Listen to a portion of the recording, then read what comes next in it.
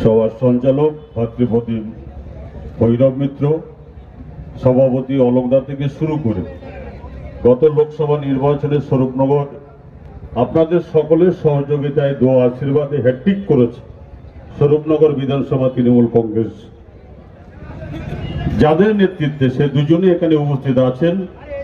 সদ্য আব্দুল ওয়াব মন্ডল সাহেব, সদ্য দুলাল চন্দ্র ভট্টাচার্য মহাশয় থেকে শুরু করে মল্লিকা বৌদি, বোজগোপাল, নব, মানাদা থেকে শুরু করে একদম চাঁদের হাট, একদম মানিকদা থেকে শুরু করে আমার কুমারেশ বাবু, সমিত দা, জামাল, পঙ্গলদা, টুম্পা বোদারা একদম চাঁদের হাট কনেকদা আছে।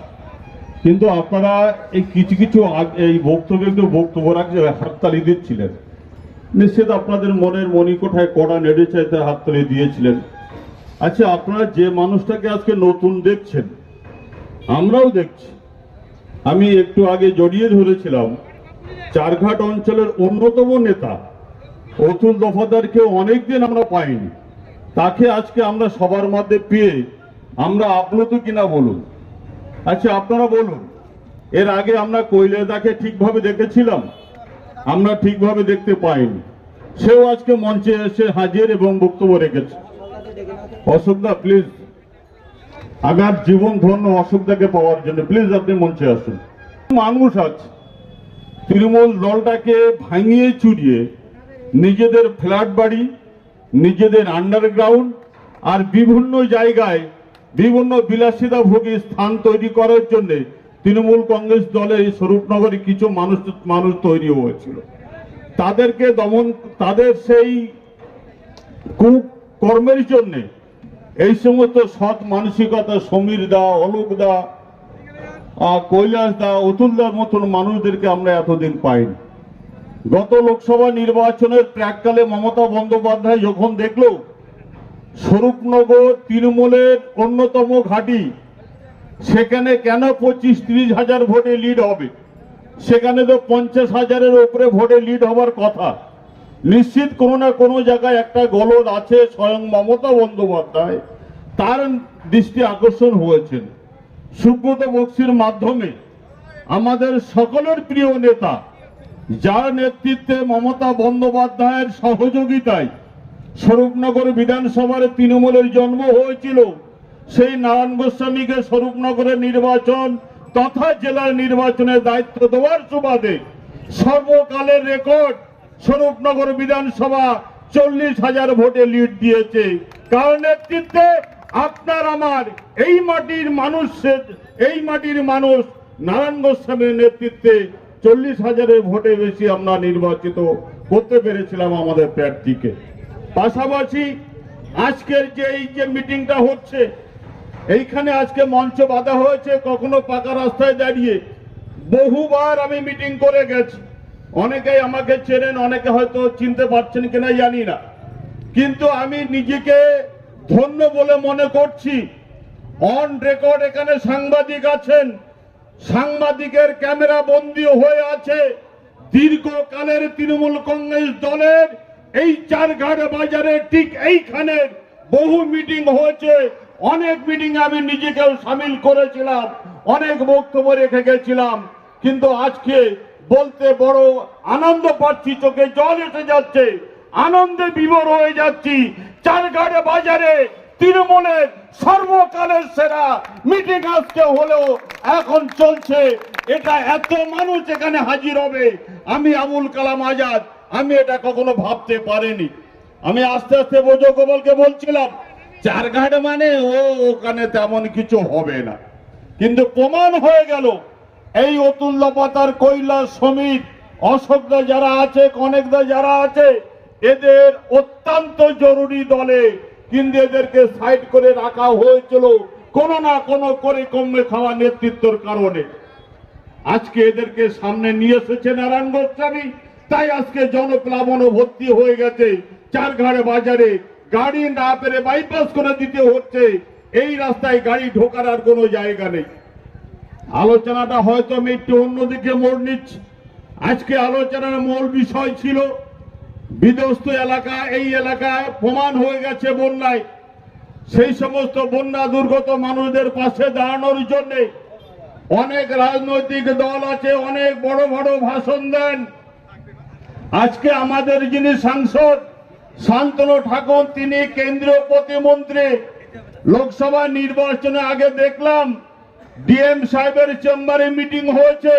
স্বরূপনগর, গাইঘাটা, চাঁদপাড়া, ঠাকুরনগর, বনগার একটা অংশ বন্যা হলে জলপ্লাবন হয়ে যায়, কারণ যে ইসামতি নদীটা আছে তার নাব্যতা কমে গেছে, কোথাও কোথাও মাটি ভরে গেছে। সেই নদী সংস্কার করার জন্য কেন্দ্র সরকার প্রতিমন্ত্রী শান্তনু ঠাকুরের সুপারিশে 1 কোটি কত লক্ষ টাকা বরাদ্দ হলো নির্বাচনের প্রাককালে। যদি মিথ্যে কথা বলি অন রেকর্ড, আমার জিপ কেটে আপনারা কুকুর দিয়ে খাইয়ে দেবেন। সেই টাকার নদী খননের কাজ শুরু হলো। তেঁতুলিয়া ব্রিজের পাশে শ্মশান আছে, যে শ্মশানের পরিকাঠামো চেঞ্জ করার মহানায়ক আমাদের ঘরের ছেলে নারায়ণ গোস্বামী। সেই শ্মশানে মঞ্চে বেঁধে শান্তনু ঠাকুর খুব বেশি হলে 12 থেকে 14 জন লোক নিয়ে নদী খনন শুরু করে দিল। আমরা খুবই আনন্দ পেলাম। শান্তনু ঠাকুর কোনো অসুবিধা নেই, এলাকার মানুষের উন্নয়নটা আমাদের কাছে বড় কথা। কে সিপিএম, কে কংগ্রেস, কে তৃণমূল, কে বিজেপি, এটা বড় জিনিস নয়। বড় জিনিস এলাকার মানুষ সুখে শান্তিতে থাকবে, সেটাই আমাদের লক্ষ্য হওয়া উচিত। সেদিন আমরা আনন্দ করেছিলাম, বিজেপি সরকার তথা শান্তনু ঠাকুরকে প্রশংসা করেছিলাম। একটা ভালো প্রকল্প চালু করেছে, ভালো চিন্তা ভাবনা নিয়েছে। ওমে 5 দিন কি 6 দিনের মাথায় সে নৌকা আর খুঁজে পাচ্ছি না। যে জেসিবি ছিল সে জেসিবি আর নেই। জেসিবি কোথায় গেল? লোকে বলা শুরু করে দিয়েছে নাকি হাসি খেয়েছে।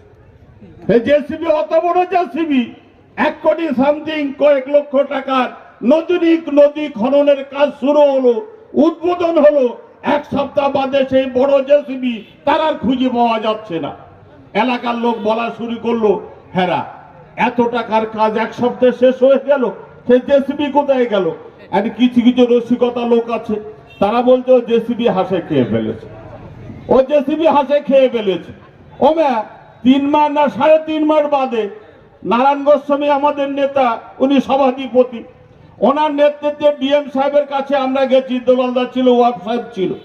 ডিএম সাহেবের কাছে জিজ্ঞাসা করছি, স্যার এই 15-20 দিন মাস 3 হলো নির্বাচনের আগে নদী খনন শুরু হলো, শান্তনু ঠাকুর উদ্বোধন করলো, তো সে কাজ তো 5-7 দিনের বেশি হয়নি। তো বলছে সে কি বলছে না, সে টাকা তো উঠে গেছে। ডিএম বলছে সে টাকা উঠে গেছে। তাহলে জেসিপি যদি বিজেপি খেয়ে নিতে পারে, তাহলে কয়েক কোটি টাকা বিজেপি নেতাদের খেতে কি খুব কষ্ট হয়? অথচ এরা মুখে বলছে মমতা বন্দ্যোপাধ্যায় লক্ষ্মীর ভান্ডারের টাকা দিচ্ছে, কে মমতার গাটির টাকা। মমতা যে বিধবা ভাতার টাকা দিচ্ছে ওটা কি গাটির টাকা? মমতা বন্দ্যোপাধ্যায় রূপশ্রী কন্যাশ্রীর টাকা দিচ্ছে, ওটা কি মমতার গাটির টাকা? না, ওটাও সরকারি টাকা। কিন্তু মমতা বন্দ্যোপাধ্যায় যেটা দিচ্ছে সাধারণ মানুষের দুয়ারে পৌঁছে যাচ্ছে। আর কেন্দ্রীয় সরকারের বিজেপি যেটা বরাদ্দ করছে, শান্তনু ঠাকুর যেটা উদ্বোধন করছে, 6 দিনের মাথায় সেটা হাসে খেয়ে ফেলছে। আর মমতা যেটা দিচ্ছে সাধারণ মানুষকে সুখে আনন্দে বেঁচে আছে। তাই না আজকে চারঘাটের বুকে এত জনমানুষের সমাগম। ক্ষমতায় ছিল, কোন অসহায় নিপীড়িত গরিব মানুষ বলতে পারবে না তার মেয়ের বিয়ের জন্য তৎকালীন সিপিএম সরকার কোনো টাকা দিয়েছিল কিনা। তারাও তো সরকারে ছিল, অথচ কোন গরিব মানুষের বিয়ের জন্য সিপিএম সরকার 5 পয়সা দিয়ে হেল্প করেনি। মমতা বন্দ্যোপাধ্যায় পরিকল্পনা নিয়েছেন, বাস্তবায়িত করছেন। আজকে চারঘাট তথা পশ্চিম ব্লকের মানুষ তথা গোটা পশ্চিম বাংলার মানুষ তার মেয়ের বিয়ে বাবদ মমতা বন্দ্যোপাধ্যায়ের কোষাগার থেকে বিয়ে বাবদ তাকে টাকা দেওয়া হচ্ছে। বিজেপি কি স্লোগান দিচ্ছে? মমতার কি বাবার টাকা দিচ্ছে? সিপিএমরা বলছে মমতা কি তার বাবার টাকা দিচ্ছে? হ্যাঁ, তার বাবার টাকা দিচ্ছে। কারণ তোমরা 34 বছর সিপিএম সরকারের থেকে একটা গরিব মানুষের পাশে দাঁড়াওনি। শুধু বলেছো বাংলার গরিব মানুষ, খেটে খাওয়া মানুষ এক হও, এর বাইরে তোমরা আর কিছু করতে পারোনি।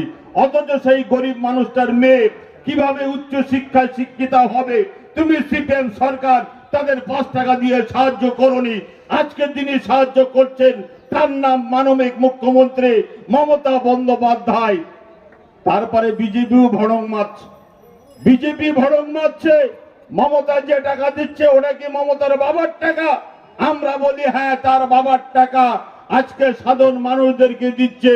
তুমি বিজেপি সরকার পরপর 2বার কেন্দ্র সরকারের ক্ষমতায় আছো, তুমি দেখাও চারঘাটেরিয়ায় যে সমস্ত বিজেপি নেতৃত্ব আছে তাদের কাছে করজোরে নিবেদন করে বলছি, আপনারা দেখান চারঘাট এলাকার একটা মানুষের নরেন্দ্র মোদীর পক্ষ থেকে বিধবা ভাতার টাকা দিচ্ছেন, নরেন্দ্র মোদীর পক্ষ থেকে কন্যাশ্রীর টাকা দিচ্ছেন, নরেন্দ্র মোদীর পক্ষ থেকে কোন কাজটা আপনারা করছেন সাধারণ মানুষদের স্বার্থে একটা প্রমাণ আপনারা দেখান। সে কারণে আপনাদের মানবিকতার দুয়ারে আমার আবেদন, বন্যা দুর্গত মানুষের পাশে যেমন আমাদের নৈতিক দায়িত্ব কর্তব্য পাশে দাঁড়ানোর, পাশাপাশি মিথ্যা কথা বলাটাও মহাপাপ, এটা আমরা মনে করি। তাই বিজেপির নেতৃত্ব যারা আছেন দয়া করে সাধারণ মানুষ যে উন্নয়ন ভোগ করছে সেই উন্নয়ন ভোগ করা থেকে দয়া করে বিজেপির নেতৃত্ব আপনারা তাদেরকে বঞ্চিত করবেন না। পারছেন না তাদের জন্য কিছু করতে, অথচ তাদের বঞ্চিত করার জন্য আপনারা বিভ্রান্তিমূলক কথা বলবেন না, এটা করজোরে আপনাদের কাছে নিবেদন করে বলছি। আলোচনা লম্বা করব না। আমাদের মধ্যে আমাদের বনগাঁ সাংগঠনিক জেলার অন্যতম নেতা নরোত্তম বিশ্বাস আমাদের মধ্যে আসছেন, এই লাঞ্জানা নিয়ে। তো আপনাদের কাছে এইটুকুই আমার অনুরোধ, আগামী 26 সালে আবার বিধানসভা নির্বাচন, আমরা 60 থেকে 70 হাজার ভোটের লোককে লিড দেবো, এই লক্ষ্যে আমাদের কর্মসূচি শুরু হয়ে গেছে। মমতা বন্দ্যোপাধ্যায় বলে দিয়েছেন, সর্বভারতীয় তৃণমূল কংগ্রেস দলের সেনাপতি অভিষেক বন্দ্যোপাধ্যায় বলে দিয়েছেন, বনগাঁ তথা স্বরূপনগরের ভালো ডেভেলপমেন্ট যদি করতে হয় নারায়ণ গোস্বামীকে দায়িত্ব দিতে হবে, তবেই না স্বরূপনগর তথা বনগাঁর পরিবর্তন হবে। স্বরূপনগরের পরিবর্তন বেশি বেশি করে দেখা দিয়েছে শুধুমাত্র নারায়ণ গোস্বামীর নেতৃত্বে। স্বরূপনগর নির্বাচন হয়েছে, আবারও বিধানসভা নির্বাচন হবে। প্রার্থী কে হবে জানি না, প্রার্থী হবে সেই জোড়া ফুল চিহ্ন যে দেবে তার নাম মমতা বন্দ্যোপাধ্যায়। যেই প্রার্থী হোক না কেন, স্বরূপনগর তৃণমূল কংগ্রেস দল এবং চারঘাটের আজকে জনসমাবেশ প্রমাণ করে দেয়, আগামী 26 সালে 60 থেকে 70 হাজার ভোটে আমরা স্বরূপনগরের প্রার্থীকে নির্বাচিত করে মমতা বন্দ্যোপাধ্যায়ের হাত শক্ত করব, এই আশা দাবি রেখে আমি আমার ছোট্ট কথা এখানে শেষ করি। জয় হিন্দ, বন্দে মাতরম, তৃণমূল কংগ্রেস জিন্দাবাদ, মমতা বন্দ্যোপাধ্যায় জিন্দাবাদ। আপনার আমার যুবর নয়নের মণি অভিষেক বন্দ্যোপাধ্যায় জিন্দাবাদ। বাংলার এই স্বরূপনগরের ভূমিপুত্র উত্তর 24 পরগনা জেলার উন্নয়নের কান্ডারি নারায়ণ গোস্বামী জিন্দাবাদ।